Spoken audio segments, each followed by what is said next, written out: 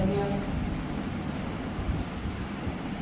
भारतीय राजघटनेचे शिल्पकार, महान कायदेपंडित, जलतज्ञ, अर्थशास्त्रज्ञ, समाजशास्त्रज्ञ, मानववंशशास्त्रज्ञ,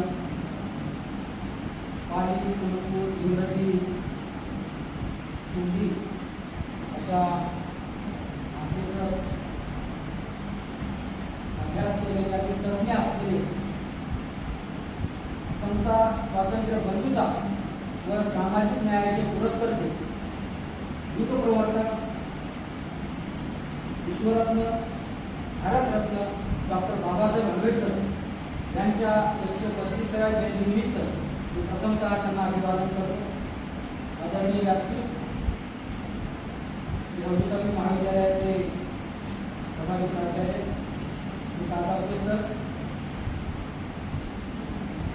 ज्यामुळे मी आज इथे उभा आहे, आणि भयवरून आलोय, कारण याच महाविद्यालयामध्ये माझं शिक्षण झाले आणि त्यांच्यापुढे मला बोलायची संधी भेटली. असे माझे सर्व गुरुजन वर्ग, डॉक्टर बाबासाहेब आंबेडकरांचं जीवन आणि कार्य याच्याबद्दल बोलणं म्हणजे महासागराची व्याप्ती आणि त्या व्याप्तीमधून काहीतरी आपण घ्यावं आणि किती बोलावं ते कमीच आहे. म्हणजे थोडक्या मोजक्या शब्दामध्ये एका कमी वेळामध्ये ते भरून किंवा ते सगळं व्यक्त होणं कठीण, असा हा महासागर. सगळ्या क्षेत्रांना व्यापून टाकणारे त्यांचे विचार, सगळ्या क्षेत्रामध्ये केलेली त्यांनी परिवर्तन, हे जर आपण अभ्यासली तर असं एकही क्षेत्र राहत नाही त्यांनी व्यापलं. सर्वश्रुत आणि सर्वव्यापक असा त्यांचा अभ्यास आणि स्वतःच्या जीवनामध्ये आलेले कठीण प्रसंग आणि त्या परिस्थितीचा झालेला स्वतःच्या व्यक्तिगत जीवनातील परिणाम आणि त्यातून बनलेलं हे व्यक्तिमत्व म्हणजे डॉक्टर बाबासाहेब. डॉक्टर बाबासाहेब एक युगप्रवर्तक होते असं जेव्हा आपण म्हणतो, तर त्यांनी फक्त एका समाजाचं नाही तर पूर्ण एका राष्ट्राच्या विश्वाला त्यांनी विचार दिला आणि त्यांचं भाग्य बदलण्याचं काम केलं. आणि हे सर्व त्यांनी कशावर केले, तर त्यांच्या विचारावर हे सर्व घडले. त्यांच्या एकंदरीत जीवनाच्या सर्व अंगाने त्यांनी जेव्हा अनुभव घेतला, जीवनाच्या अनुभवातून जे काही आलं बाहेर, ते चिंतन जे झालं, त्या चिंतनातून त्यांचे विचार झाले आणि या विचारांचं प्रगल्भता जेव्हा आली, तेव्हा त्या विचाराचं जे प्रकटीकरण आहे ते वेगवेगळ्या माध्यमातून आपल्याला आज जे जगामध्ये परिवर्तन झालेलं किंवा आपल्या भारतामध्ये जे परिवर्तन झालेलं दिसते ते त्याचेच फळ आहे असं मला वाटतं. डॉक्टर बाबासाहेब आंबेडकरांच्या बाबतीत मला असं म्हणावं वाटतं की सगळ्यांच्या विचारामध्ये आहे, सगळ्यांच्या भावनेमध्ये आहे, सगळ्यांच्या वाणीमध्ये पण आहे. हे झालं पाहिजे, केलं पाहिजे. पण डॉक्टर बाबासाहेब आंबेडकरांनी विचार, वाणी, भाव आणि क्रिया या चारही गोष्टी एक करून आपल्या जीवनामध्ये ते अंगी करून एक आपलं समाजापुढे आपला आदर्श ठेवला की कसं जगलं पाहिजे आणि जे विचार त्यांचे होते त्याला अनुसरून त्यांनी आपलं जीवन वाहून गेलं. आणि ह्या विचारांची प्रगल्भता जेव्हा झाली, विचार जेव्हा त्यांचे मजबूत झाले, तर त्या विचारांचे प्रकटीकरण समाजामध्ये त्यांनी वेगवेगळ्या माध्यमातून जिथं त्यांना वाटलं की इथे हे करायला पाहिजे तेव्हा त्यांनी केलं. एक प्रसंग सांगतो त्यांच्या जीवनातला की वडोदरा संस्थानामध्ये त्यांना जेव्हा नोकरी लागली, तर नोकरी लागल्यानंतर त्यांना जे काम दिलं होतं तर त्यांचे जे हाताखाली काम करणारे किंवा जे काही नोकर वर्ग त्यांच्या हाताखाली होता तो त्यांना तेवढा सहकार्य करत नव्हता. फाईट फेकून टाकणं, काहीतरी बोलणं, म्हणजे थोडेसे त्यांचे तिथं घुसमट होत होते. ते सहन केलं त्यांनी. त्याचप्रमाणे राहायला कोणी घर देत नव्हतं, राहायला घर देत नाही, रूम देत नाही, हे सगळीकडून त्यांच्यावर अन्याय झाला, पण त्यांनी ते सहन केलं. तिथं कुठं वाच्यता केली नाही त्यांनी. मग त्यांनी काय केलं की आता राहायचं तर आहे, आपलं करायचं तर आहे, सगळं कामं करायची आहेत, मग एका आपलं नाव बदलून एका पारशी धर्मशाळेमध्ये त्यांनी आश्रय घेतला. तिथं त्यांनी राहिले. पण जेव्हा पारशी लोकांना हे जेव्हा समजलं तेव्हा त्यांनी त्याचा विरोध केला.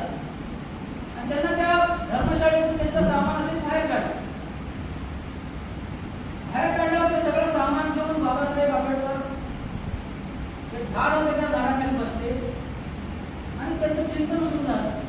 जी ज्योत पेटली, आपण जे आज आपण सगळे विचार त्यांचा ऐकतोय करतोय, ती ज्योत पेटायचे जे कारण आहे ते त्यांचं ते चिंतन आहे की मला एवढ्या डिग्री असून, मी एवढं सगळं केलेलं असून माझी ही अवस्था आहे, तर समाजातल्या जे सामान्यातल्या सामान्य माणसाला किती त्रास होत असेल.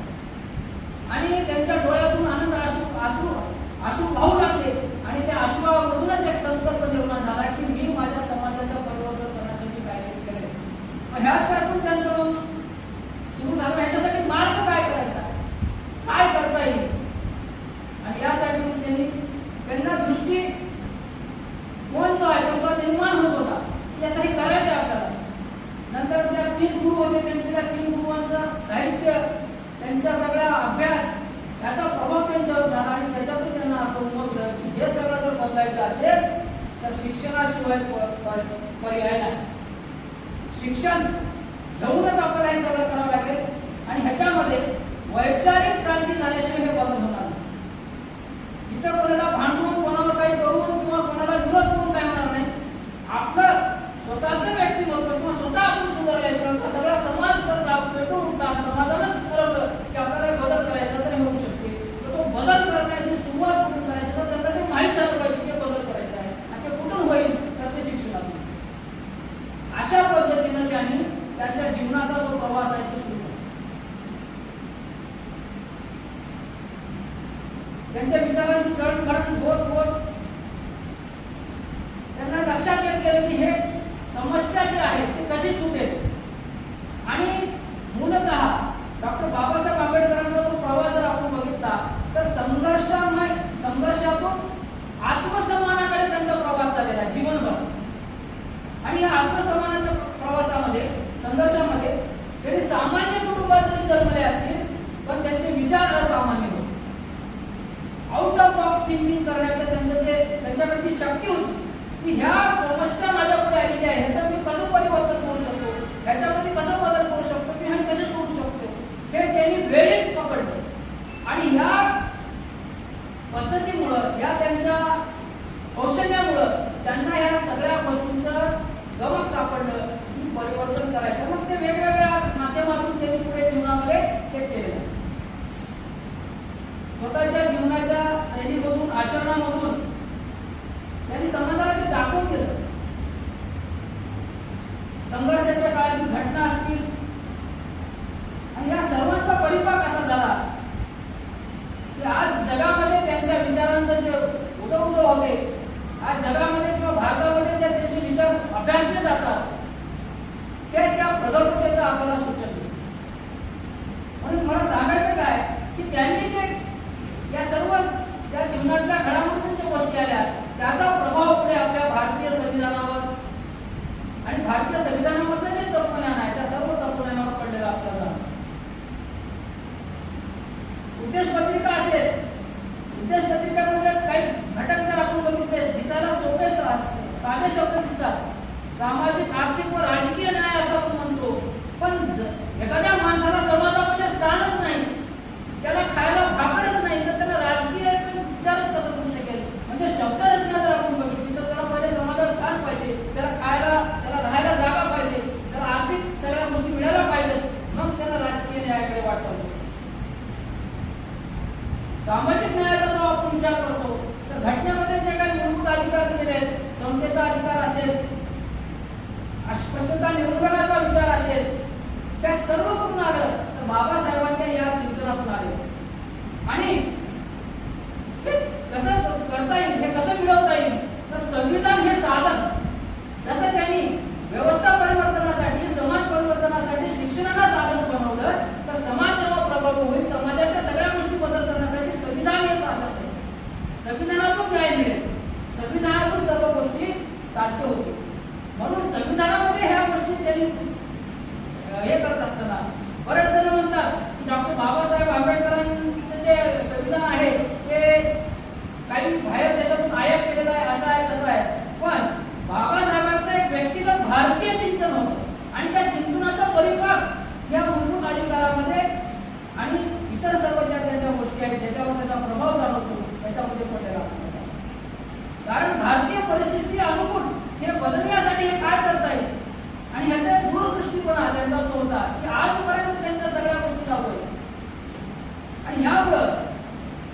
शिक्षणाच्या माध्यमातून त्यांनी शिका, संघटित व्हा आणि संघर्ष करा.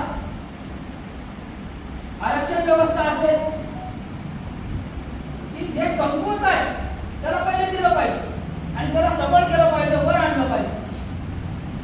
महिलांच्या बाबतीत त्यांनी विचार मांडले, महिला सबलीकरणाच्या बाबतीत मांडले. हिंदू कोणत्याच्या माध्यमातून त्यांनी महिला सबलीकरणाचा जो आज आपल्याला वाटतं की आज आपण महिलांचं वाटतं, पण ह्याची मूर्तमेढ तिथे लावलेली आहे.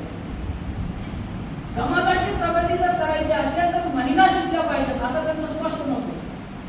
महिला सक्षमीकरणाच्या बाबतीत असेल, कामगारांच्या प्रश्नांच्या बाबतीत असेल, जे आज आपण कामगारांचं जे आज बघतो 8 तासाचं वगैरे, ह्या सर्व काही गोष्टी त्यांच्या चिंतनातून त्यांच्या याच्यातून आलेल्या. कामगार असतील, आर्थिक दृष्ट्या जे त्यांचे काही सिद्धांत असतील, विचार असतील, ते सुद्धा आज लागू पडतात. महाडचं चौदा तळ्याचं जे सत्याग्रह आहे, महासंग्राम आपण त्याला म्हणूया, किंवा काळारामातील प्रवेश असेल, तर विषमतेची भिंत तोडण्याचं काम त्यांनी केलं.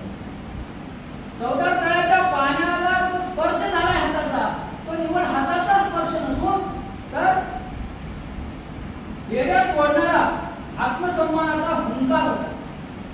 तिथून त्याची सुरुवात झाली. एक प्रतिकात्मक रूपातून का होईना की पाणी सर्वांसाठी काढलं पाहिजे, सर्वांचा समान हक्क आहे त्याच्यावर, नैसर्गिकरित्या ते आलेलं आहे. तर हे त्यांनी जाणून दिलं. म्हणजे विषमतेची भिंत पाडण्याचं महान कार्य त्यांनी केलं. समता, स्वातंत्र्य, बंधुता याचा संगम त्यांनी घडवून आणला. असे बरेचसे विचार भारतीय संविधानामध्ये आपल्याला पाहायला मिळतात. दुसरा तो त्यांचा महत्वपूर्ण मला विचार वाटतो की लोकशाही आणि नैतिकता. लोकशाही आहे, संविधानामधून लोकशाही आपल्याला आलेली आहे, पण लोकांच्या जगण्यात लोकशाही आली पाहिजे. नुसते संविधानामध्ये लोकशाही असून चालणार नाही, तर दैनंदिन जीवनामध्ये आपण जेव्हा वागतो तर आपण कसे आहोत, आपण त्या लोकशाहीच्या अनुसरून आपण वागतोय का, म्हणजे हे जे मूल्य आहेत लोकशाहीची ती आपण अंगीकारले आहेत का, हे प्रत्यक्ष व्यक्तीच्या जीवनात आली पाहिजे असं त्यांचं मत होतं. आणि लोकशाही म्हणजे जीवनशैली. निवड संविधानामध्ये एक शासनाचा प्रकार किंवा एक व्यवस्थेचा प्रकार न राहता जीवनाची शैली व्हावी, प्रत्येक व्यक्तीने त्याला अनुसरून जगावं हे त्यांना अभिप्रेत होतं. आणि यातूनच समाजातील वर्तन विचार व्यवस्था बदलण्यासाठी एक पद्धत त्यांनी निर्माण केली, जी लोकशाहीच्या माध्यमातून घटनात्मक नैतिकता म्हणून त्यांनी मांडली. परस्पर आदर, सहिष्णुता, संवाद याच्यावर त्यांचा भर होता. आजची जर आपण तत्कालीन परिस्थिती बघितली आजची, तर आपल्या लक्षात येते की राजकीय आणि सत्ताकारणामध्ये या सर्व मूल्यांचा ऱ्हास झालेला आपल्याला दिसतो. परस्पर आदर नाहीये, सहिष्णुता नाहीये. पण डॉक्टर बाबासाहेब आंबेडकरांचं आपण एकंदरीत जर जीवन बघितलं तर त्यांचं जीवन द्वेषरहित राहिलं. त्यांनी जीवनभर कोणाचाही द्वेष केला नाही आणि त्यांचा कोणी शत्रूही नव्हता. म्हणजे असं त्यांचं जीवन होतं. त्यांनी निवड मांडले किंवा सांगितले किंवा लिहून ठेवले असं नाही, तर प्रत्यक्ष ते जगले. समता, स्वातंत्र्य, बंधुता या संविधानाचे ज्या लोकशाहीचे 3 आधारस्तंभ आहेत, त्या 3 आधारस्तंभासोबतच त्यांनी विचाराचं स्वातंत्र्य ते सांगितलं. पत्रकारितेच्या माध्यमातून ते त्यांनी निर्माण केलं की निवड पत्रकारिता म्हणजे एक बातमी देणारं साधन न होता परिवर्तनाचं साधन व्हावं आणि परिवर्तनाच्या माध्यमातून समाज जागृत होऊन समाजाची उन्नती व्हावी, प्रगती व्हावी हे त्यांना दिसतं. आणि हे लोकशाहीसाठी आवश्यक आहे. म्हणून त्यांचे जर आपण वेगवेगळे वर्तमानपत्र बघितले तर त्यांचा जो आशय आहे किंवा थीम आहे तो आपल्याला तोच झाले. कायद्याचे राज्य असेल, एकही रक्ताचा ठेप न सांडता जे परिवर्तन त्यांनी केलं, शांततामय मार्गाने परिवर्तन कसं करता येतं हे त्यांनी दाखवून दिलं जगाला. एवढी मोठी बदल, एवढी मोठी क्रांती भारतामध्ये एकदम शांततामय पद्धतीने होते, याचं सर्व श्रेय डॉक्टर बाबासाहेब आंबेडकरांना द्यावं. यामुळं मूलभूत अधिकार असतील, मूलभूत अधिकाराप्रती आपण दक्ष असतो, तर कर्तव्याचं काय? कर्तव्याबद्दल त्यांनी सांगितलं की लोकांनी आपले कर्तव्य पाळले पाहिजे. संविधान आपण स्वीकारलंय तर केवळ मूलभूत अधिकार घेण्यासाठीच नाही, तर कर्तव्य पण आपण केले पाहिजे, त्याचं पालन आपण केलं पाहिजे.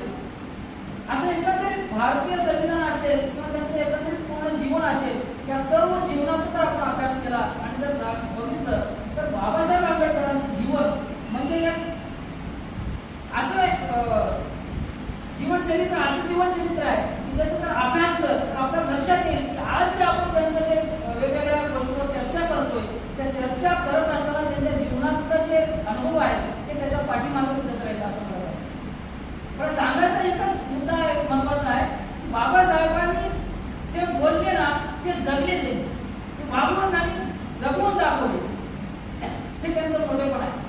आज या जयंतीनिमित्त डॉक्टर बाबासाहेबांच्या विचारांचे व आचरणांचे आपण स्मरण करत आहोत आणि मी आपणासमोर हे मांडत आहे हे माझे मी भाग्य समजतो.